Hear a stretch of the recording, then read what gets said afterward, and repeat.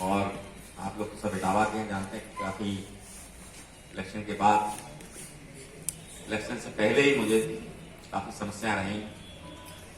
तो मैं समझता हूं कि जीवन में इतनी समस्याएं मेरे सामने कभी नहीं रही। 40 साल पारिवारिक समस्याएं, भाई की डेथ हुई, फादर की डेथ हुई, उसके बाद तुरंत कोरोना हो गया। उसको उन लोगों ने घोषित जरूर नहीं किया था, लेकिन पता था कि ये फिर मुझे चलने नहीं देंगे, मूवमेंट बंद कर देंगे। चुनाव लड़ा और निर्दलीय जीता। आप लोगों ने बहुत निकट से इस चुनाव को देखा क्या? मैं समझता हूं कि कहीं कोई कमी नहीं थी।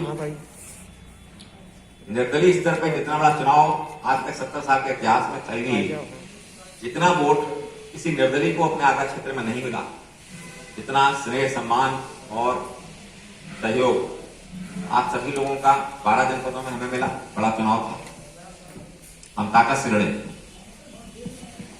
लेकिन जब राष्ट्रीय पार्टियां सिद्धांतहीन हो जाती हैं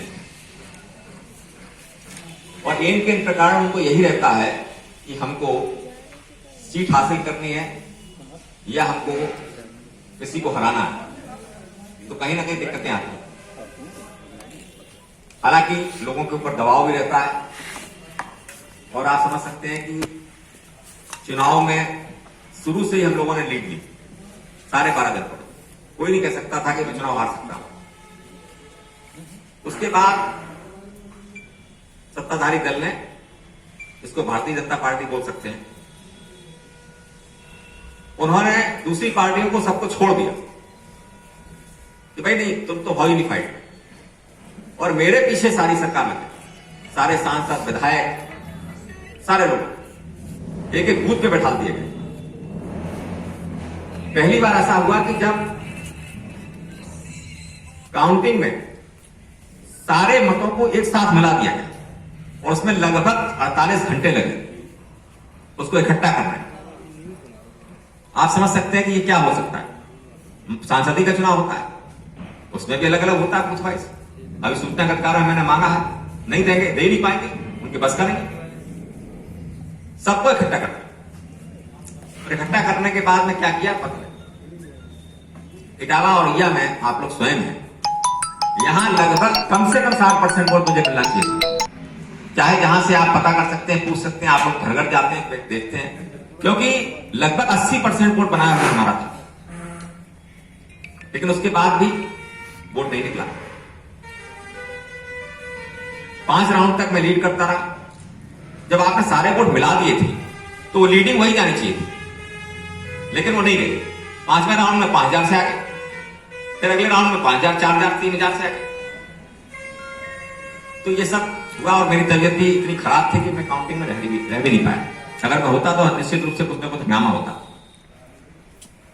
ये सब चीजें नहीं, लेकिन कोई बात। एक 12 जिलों में हम लोगों ने मेहनत की, बहुत बड़ा परिवार हमारा बना और एक निर्दलीय के बाद भी एक एक आदमी को जोड़ के 23,000 मतों तक हम पहुंचे। मैं संतुष्ट हूं, कोई समस्या नहीं। आज के पेपर में पढ़ रहा था, एक दूसरा प्रश्न आप लोगों के लिए है कि उसमें लिखा है कि ग्राम पंचायत, ग्राम प्रधान, इनके लिए एक नियमावली बन रही है कि वो ग्रेजुएट होगा, पढ़ा लिखा होगा। आज के पेपर में है। आप इस चुनाव के बारे में जानते हैं? मुझे भी पता लगा जब उसमें घुसा, जब मेरे खिलाफ हरकिशोर तिवारी खड़ा किया गया, तब मैं इसमें घुसा कि भाई ये क्या है, इसकी नियमावली क्या है। तो ये पता लगा कि कोई भी अंगूठा छाप आदमी स्नातकों के चुनाव में खड़ा हो सकता है विधायक बनने के, और शिक्षकों के चुनाव में खड़ा हो सकता है जो अंगूठा छाप होगा। उसकी नुमाइंदगी वो करेगा जो अंगूठा छाप होगा, उसकी बातों को सरकार तक पहुंचाएगा, विधानसभा में, विधान परिषद में रखेगा जो अंगूठा छाप होगा। तो भाई ये बढ़ाने से क्यों शुरू कर रहे हो भाई? ये तो ऊपर से शुरू करना चाहिए ना। जहां के नियम बनते हैं, आपको वो चीज दिखाई पड़ रही कि भाई वो प्रधान गड़बड़ कर देगा, ये विधायक और सांसद गड़बड़ नहीं करेंगे क्या? ये एक बड़ा प्रश्न है कि इस पे लोगों को बात करनी चाहिए। भाई सुधार ठीक है, लेकिन सुधार इसलिए नहीं हो रहा है कि कहीं देश का सुधार करना। सुधार इसलिए हो रहा है कि राजनीतिक फायदा हो रहा है, कहीं कैलकुलेशन में वो फंस रहा है। कि भाई पढ़े लिखे आएंगे तो कौन आएंगे, हमारे लोग आएंगे तो हमारी पार्टी के लोग बन जाएंगे, और कोई कारण नहीं है।